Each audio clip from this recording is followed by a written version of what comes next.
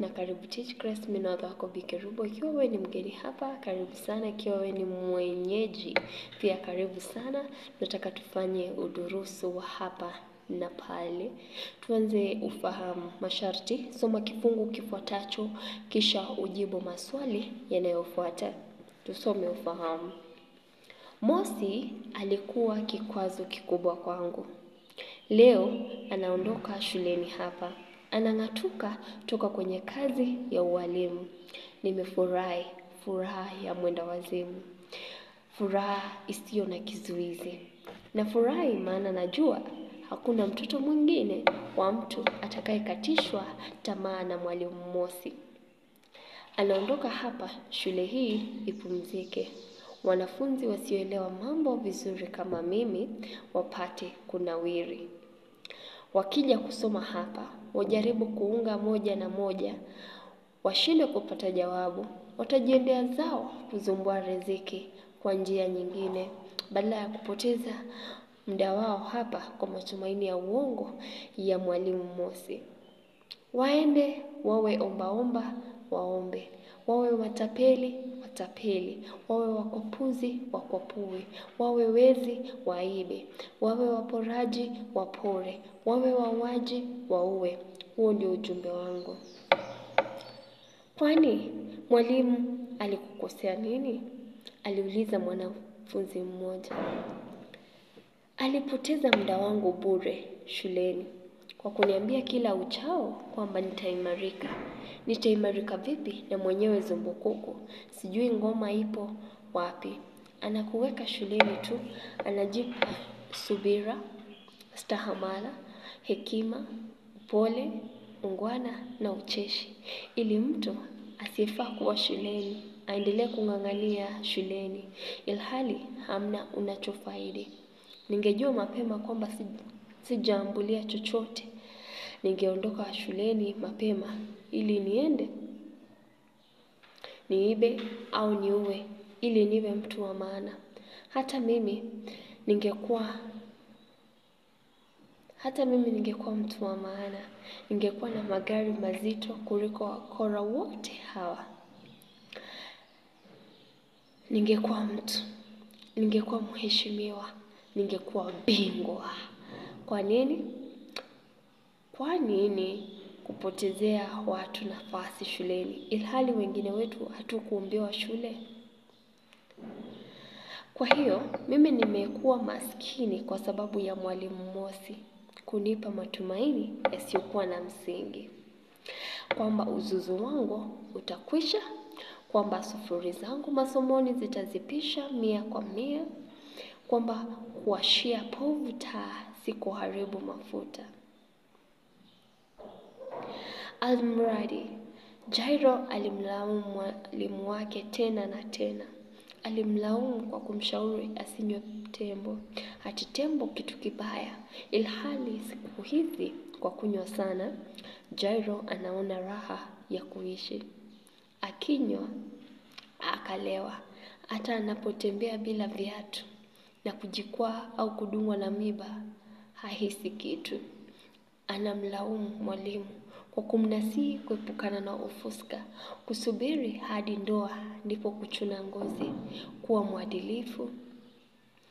Kwa nini kutoa nasaha zote hizi ilhali kinyume chake ndio utamu na uondo wa maisha?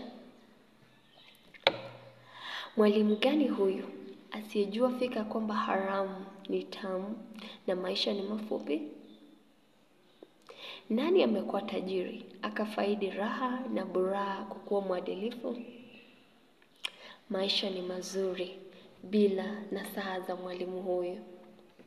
Jairo alipotoka jukwani, watu hawakujua kama walipaswa kupiga makofi au la. Mwalimu Mosi ndiye aliyewakumbusha kupiga makofi. Wakapiga shingo upande.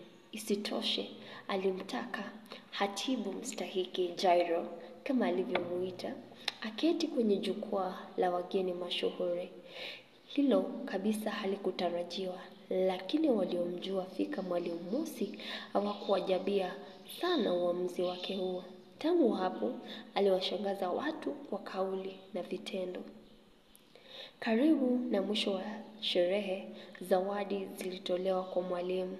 Zawadi za kila nui, si motoroli, si vijiko vikubwa vya kuzolea mchanga, si makubadhi, si meza na samani aina aina, si fedha na sarafu ndogo ndogo na noti kubwa kubwa. Baada ya dakika chache kulikuwa na rundo la zawadi. Zawadi kutoka kwa wanafunzi na wazazi wa sasa na wa zamani wa mwalimu Mosi. Au sahihi sana, mwalimu mstaafu Mosi. Ilikuwa vigumu kwa mwalimu kuzibeba zawadi zote hizo. Mwanafunzi wake mmoja wa zamani mwenye gari aina ya pickup akajitolea kubeba zawadi nyumbani kwenye gari lake. Mke wa mwalimu, Sarah, alimuona mwalimu ananong'onezana na mwanafunzi huyo wa zamani, huku zawadi zikipakiwa kwenye gari. Wahudhuriaji wa hafla walifumukana, huku hotuba ya Jairo aliyekuwa pahala au katika hali fulani kati ya ulevi na wendawazimu ikivuta nadhari zao. Hotuba ya Jairo ikawa mada kuu ya mazungumzo yao walipokuwa wakitembea barabarani, wakisafiri magarini na kufika majumbani mwao. Mpaka leo watu wa kwetu bado wanapokezana hotuba hiyo kama hirizi kutoka kizazi kimoja hadi kingine. Ungekuwa ndio mwisho wa masimulizi ya watu wa huku iwapo Jairo na mwalimu Mosi hawangefanya mengine ya kustaajabisha. Maswali. Kwa nini Jairo anamlaumu mwalimu Mosi? Kwa nini Jairo anamlaumu mwalimu Mosi? Anamlaumu mwalimu Jairo kwa kumpa matumaini ya uongo na kwamba amekuwa maskini kwa sababu alikuwa anajitolea, anajipa subra, stahamala, hekima, ungwana, upole na ucheshi. Kwamba zile sufuri zitaweza kuimarika, ilhali Jairo hakuambulia chochote. Mbaazi usipozaa usingizia jua. Tetea ukweli wa methali hii kwa mujibu wa kifungo hiki alama 2. Mbaazi ni aina ya mbegu. Wengine huita cowpeas ama ni pigeon peas. I think it's pigeon peas. Naam. So unapata kwamba mbaazi wakati hazijazaa zinalaumu labda kulikuwa na jua jingi au ilikuwa kidogo. Hivyo tunaona mbaazi hapa ni Jairo ambaye anamlaumu mwalimu wake kwa kumpa kwamba hakufanikiwa maishani, amekuwa maskini kwa sababu alidanganya na mwalimu kuwa shule iko sawa, akazidi kupoteza muda kule shuleni.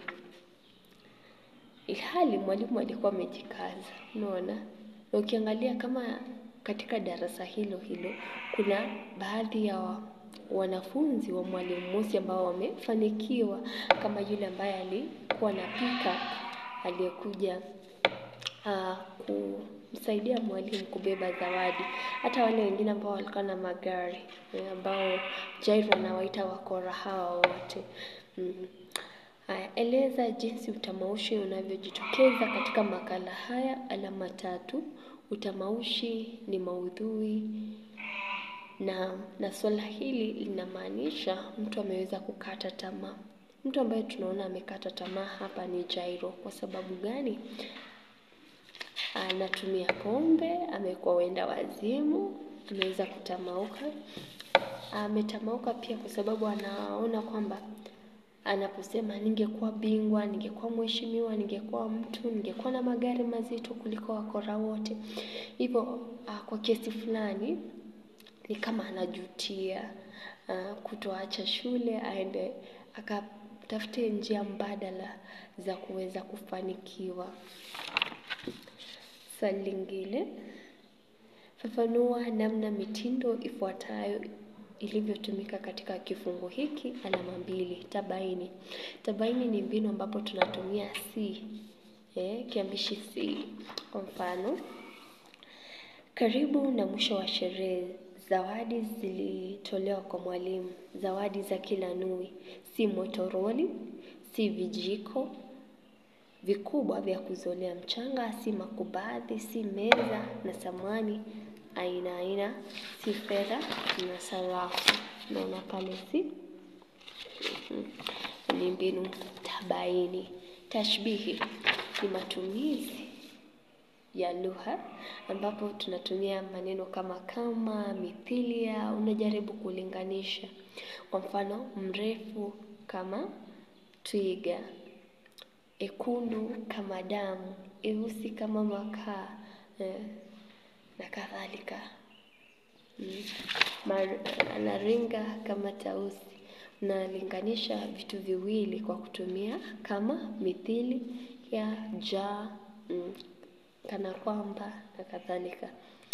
Hivyo tuliona tashbihi ilijitokeza hapa ambapo anasema kwamba mpaka leo watu wa kwetu bado wanapokezana hotuba hiyo kama hirizi kutoka kizazi kimoja hadi kingine.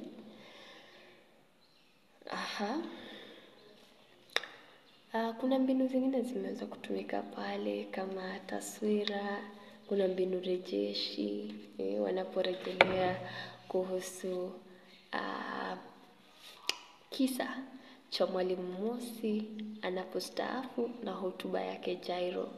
Pia Jairo anaporejelea jinsi alivyopotezwa na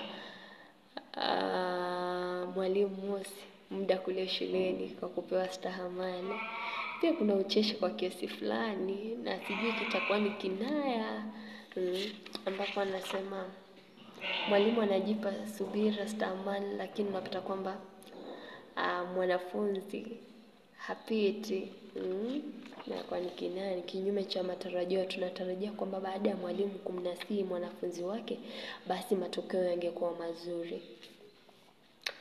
Ngine, thibitisha kuwa mwalimu Mosi ni mwenye bidii. Tunamwona mwalimu Mosi akiwa mwenye bidii kwa sababu kulingana na Jairo anasema kwamba mwalimu alijipa subira, stahamala, hekima, ubora, ungwana na ucheshi ili mtu asiyefaa kuwa shuleni aendelee kung'ang'ania.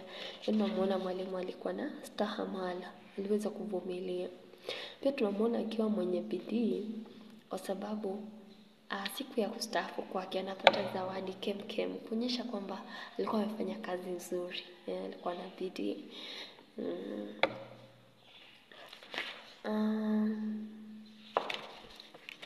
Jambo lingine, eleza maana ya maneno yafuatayo kama yalivyotumika kifunguni. Maswali ya msamiati lazima uzingatie muktadha wa dondoo lenyewe. Kwa mfano, ufuska limetumiwa katika hadithi hii ambapo alikuwa anasema kwamba anamlaumu mwalimu kwa kumnasihi kuepukana na ufuska, kusubiri hadi ndoa ndipo kuchuna ngozi kwa mwadilifu. Ufuska pale inamaanisha usherati, tabia ya kuwa na uhusiano wa kimapenzi kiholela holela, utapata alama. Zumbukuku, huyu ni mtu asiyeelewa, mtu mwingine anaweza sema ni mtu mjinga. Nui imetumiwa anaposema karibu na mwisho wa sherehe, zawadi zilitolewa kwa mwalimu, zawadi za kila nui. Nui pale inamaanisha anuwai, nyingi, tele. Utapata alama zako. Hadi wakati mwingine, kwaheri. Nazidi kusubscribe, kushare na hata kulike video hii.